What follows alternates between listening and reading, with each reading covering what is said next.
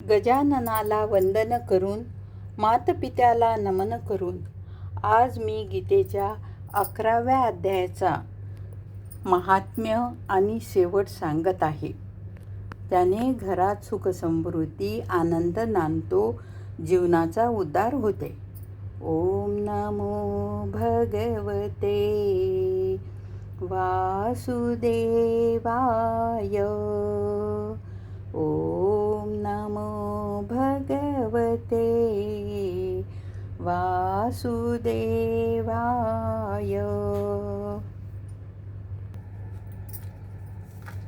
श्री भगवान म्हणाले, हे प्रिये, विश्वरूप धाऱ्यांच्या पठनानेच परम कल्याणाची प्राप्ती होते.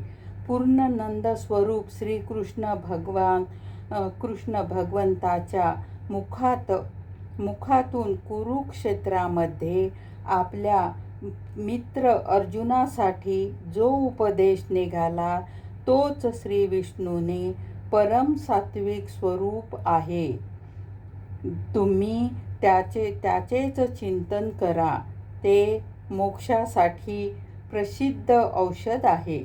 संसार भयाने भयभीत झालेल्या मनुष्याच्या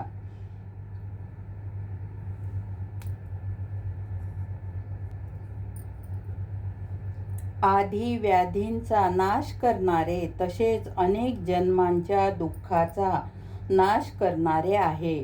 त्याच्यासारखे दुसरे कोणतेही साधन मला दिसत नाही, म्हणून त्याचा अभ्यास करा. श्री महादेवजी म्हणतात, असे म्हणून तो पुत्र सर्वसमवेत श्री विष्णूच्या परमधामाला प्राप्त गेला. तेव्हा त्या